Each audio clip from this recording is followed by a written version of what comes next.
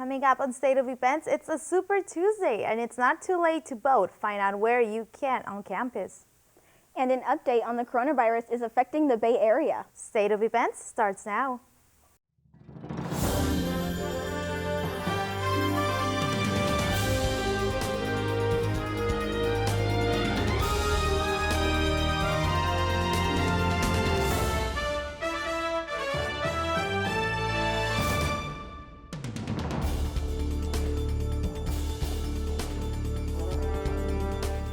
Welcome to State of Events. I'm Sandy Luke. And I'm Jennifer Rios. It's an exciting day across the country, so make sure you go out and vote. Let's begin with the news on the primaries.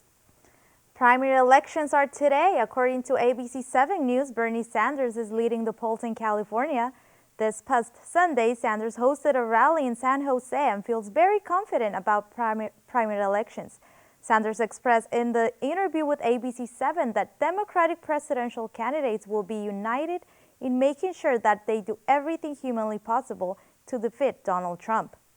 Are you confused about voting for the primaries? State of Events correspondent Madison McKay tells us how to vote for this upcoming election in the right way. Madison has all the answers. Thank you, guys. On this edition of Election 101, I will be giving all of you young voters out there the rundown on what Super Tuesday means, why you need to vote, and where you can vote. So, what makes this Super Tuesday thing so super, and why is it so important? Well, it's in this very election where voters choose which candidate they want to win their party's nomination. Each state holds their own primary election on a different day in the election year. For us Californians and a few other diverse states, this day is known as Super Tuesday. Whoever gets the most votes in each state will get that state's delegate at the party's nominating convention. It's important to note that it's the delegate total, not the number of votes, that counts when deciding who will win the presidential nomination. Many of you may be thinking, why vote? Or my vote doesn't matter, or possibly even my vote won't change anything. Voter statistics from the previous elections say otherwise. Today, young voters account for half of the voting population. This makes us an extremely powerful force during the election season. Not showing up to the polls means losing that power. Every vote counts. So where can you vote? The SFSU Voting Center is located at the Towers Conference Center and will be open from 7 a.m. to 8 p.m., as well as San Francisco City Hall and Joseph Lee Recreation Voting Center, all open from 7 to 8 p.m. to vote. Still not sure who the candidates are or how the election process works? Visit a website called votesaveamerica.com, a website where you can check if you're registered to vote and learn the basics about the 2020 election process. Thank you for tuning in to Election 101. I'm your host, Madison McKay, for State of Events. Back to you guys at the desk. Today is Super Tuesday and 14 states, including California, will be holding their primary elections. We now go live to our reporter Bronte, who's at the Towers Conference Center on campus, which today doubles as a polling place. Bronte, can you tell us what you're seeing over there? I'm Bronte Sorotsky for State of Events, and right now I am live at the Towers Conference Center here on campus, where students can cast their votes from 7 a.m. until 8 p.m. today. Already, around 200 students have cast their votes in the primary elections, with many more to come later on. Right now, I'm here with Cade Crowell, who is working on the Bernie Sanders campaign. Cade, what inspired you to come out and campaign on Election Day today? Yeah, I think every person in America should have health care, and as a student, Bernie wants to cancel all student debt and make public colleges like this one here tuition free, and I really want that. So that's really awesome. Well, thanks so much for sharing that with us, and make sure that no matter what, you get out and vote. In San Francisco, I'm Bronte Sorotsky for State of Events. Back to you guys at the desk. Thanks, Bronte. The memorial service for Lana Carlos will be this Saturday, March 7th. The 12-year-old girl from Castro Valley was killed in a hit-and-run on February 24th. The family created a GoFundMe page, which so far has raised $46,400. Jasmine Becerra, the organizer of the page, wrote, "Her death by a hit-and-run was a tragedy, but the memory of her sweet angel lives on." UC Berkeley's Health Center faced backlash after posting a graphic on Instagram about managing fears and anxiety around the coronavirus. The graphic posted had a list of common reactions which included xenophobia, fears about interacting with those who might be from Asia, and guilt about these feelings.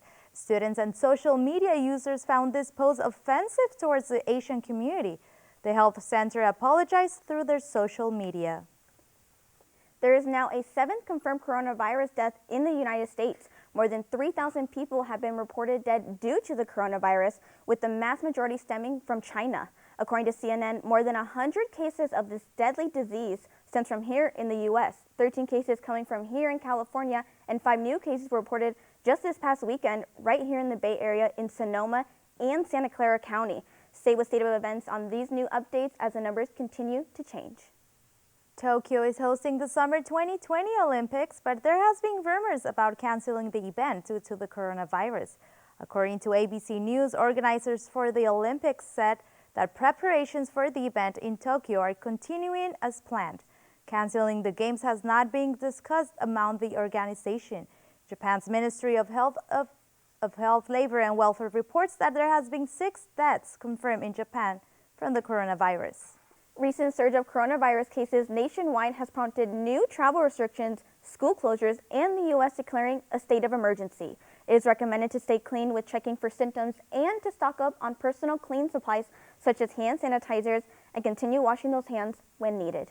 Coming up on State of Events, find out about the app that may become the new Snapchat, and then find out about an event in the Castro district that made history.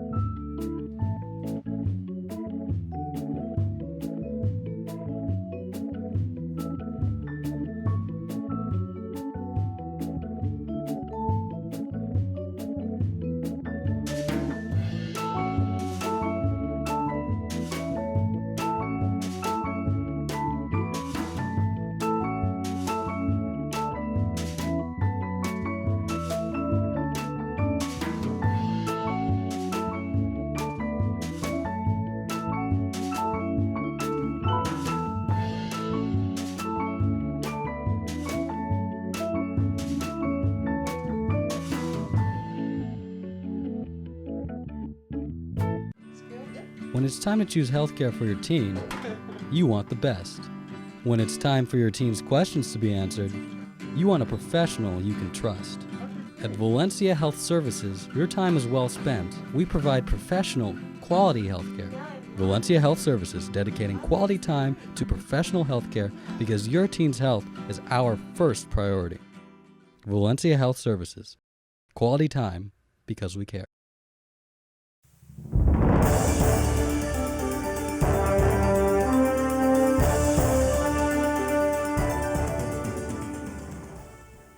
Welcome back to State of Events. Big news for Apple consumers. If you have or previously had an iPhone 6 or 7, you could be eligible for your money back. Apple is sounding in their class action lawsuit, claiming that the company purposely slowed down those iPhone models to make users think they needed the newer and faster phones. Under a new deal, former iPhone users could be eligible for up to $25. According to CNN, depending on how many claims are filed in the weeks to come, this could cost Apple users $500,000. Although the tech giant agrees to pay up to $5 million, Apple denies any wrongdoing in the case. State of Events reporter Leslie Santibáñez had the opportunity to explore the Snapchat of audio with the application's co-founder Dave Goldblatt. Competition is fierce in the social media landscape. What may be trendy this week may cease to exist the next. The popularity of social media applications such as Instagram, Snapchat, and the rapid rise of TikTok has started to make people wonder what the next new trendy app will be. WaveChat, an app you can think of as a Snapchat for voice and audio, might just be it. What we've built so far is, just to start off, something really fun is audio filters. You can make yourself sound like Darth Vader. You can make yourself sound like you inhaled a helium balloon. My favorite is the one that makes you sound like you're drunk and you start slurring your words. I'm going to pretend like I'm going to call in sick to work, but I'm going to actually try and make myself sound at least somewhat sick. We have a couple of varieties of voice filters, so maybe one of these will work. And if it doesn't, then at least we'll see how my voice sounds. Hello, I can't make it to work today. I'm not feeling very well. So we can speed up my voice. Hello, I can't make it to work today. I'm not feeling very well. We can have a drunk filter. Hello, I can't make it to work today. I'm not feeling very well. There's still more in the process of coming up, but for now this is what we have and what we're going to have to work with. So we integrated logging in through Snapchat, and you can connect your Bitmoji. Your Bitmoji serves as your profile picture, as well as you can add Bitmojis to the background. We've also made it really easy. It's just a one-button share to your Snapchat story or to DM to someone that you're friends with on Snapchat. And this gives you an opportunity. Again, previously you didn't have a way to share just audio on Snapchat. Now you can share just audio and use a filter, or if you're not feeling yourself that day, just share your voice. From State of Events, this is Alicent Ibanez. Back to you guys. Thank you, Leslie. Another retail giant will be closing today. The Walgreens at 730 Market Street is closing after operating for 21 years.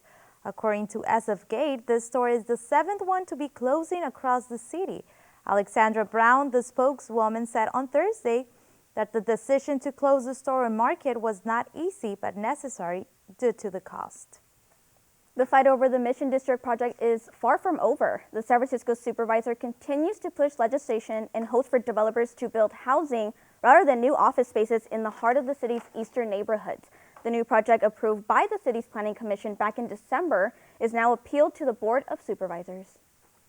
This weekend, our reporter Juan Lopez is strutted down the Castro along with drag queen and queer activist Juanita Moore in her march that happened Saturday. This Saturday, I joined Juanita Moore in the march that she organized to remember and reignite hope in the Castro. There's a lot of places that we stopped off where we laid wreaths, some black ones, some rainbow ones. We placed rainbow wreaths in places where businesses are thriving, where we want people to go to. The black ones were left in spots that really were spaces that told and tell the story now of what the Castro was. I mean, there was a time when music was just blaring onto the streets here, and that needs to happen again. We can't forget what came before us. The march was in honor of the businesses that are now closed that have shaped what the Castro is today. Like this now iconic club, Todd Hall, which used to be one of the first black clubs that opened in the Castro and that were welcoming of people of color. Ken Jones narrates the story of this club. We're gathered here today in celebration of this facility that provided a safe place for women and people of color in a community that was not always designed to receive us and accept us. So this was created as kind of an alternative to keep us out of the white people's bars. And as it turned out, is once it opened up, it became the most popular dance club in the city, not just the Castro, but the city. With such colorful people and colorful history, the Castro is one of the most important places for the LGBTQ+ community and has become an icon in San Francisco. So continuing to support it, it's very important for the continuance of this history. From the Castro, Juan Lopez, State of Events. Next on State of Events, find out why the LA County Sheriff's Department is in hot water with the Bryant family. And get all the info on which popular celebrity is filming here in San Francisco.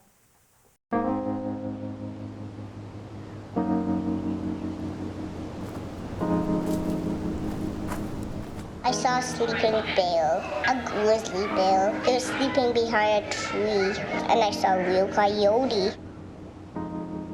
Even though the planet's spinning, you can't see it spinning. Recycle things like boxes or something. And water helps the environment so everything can live. No waterfish could not live. I've been in the ocean. Or the beach. When I go to my grandma and grandpa's house, I can walk. Nothing would get water in our whole land. Throwing things away and using them again. The scraps we can make up. I like the planet. My future is now. My future is now. My future is now. My future is now.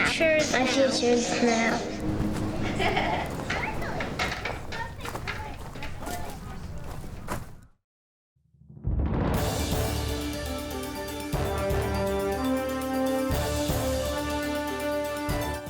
Welcome back to State of Events. New stress comes down on Vanessa Bryant, the widow of Kobe Bryant, says she is devastated by the reports that the LA County Sheriff's Department has shared photos of the helicopter crash that killed her husband and her daughter back in January. The attorneys on behalf of Bryant saying, quote, "This is an unspeakable violation of human decency, respect, and their privacy rights of their victims and families. She also adds that we are demanding that those responsible for these alleged actions face the harshest possible discipline and that their identities be brought to light. Los Angeles County Sheriff's Department says these accusations of the shared photos of the helicopter crash are currently under investigation. Keanu Reeves is in town. The famous actor is filming the Matrix 4 movie in San Francisco, and fans are obsessed. Keanu has been spotted in different parts in and outside of the city, such as Alameda and Chinatown. There's even a schedule of where he's filming next. Fans have been following him around to meet the star and get an autograph. Keep up with Keanu through the hashtag KeanuWatch. Joining us now, we have Eddie here at the desk to give us an inside look at the music world with Lady Gaga's new song release. Eddie, how did that do release for Gaga? Once again, Lady Gaga has outdone herself and has blessed the world with her latest single, Stupid Love, which dropped on midnight last Friday. Let's take a look at how many people across the world are reacting to this intergalactic wonder of pop. Everyone is raging about Lady Gaga's newest song, Stupid Love, as it has people from the West Coast all the way to the East Coast, with Benito Skinner jamming out in his car with a comedic twist.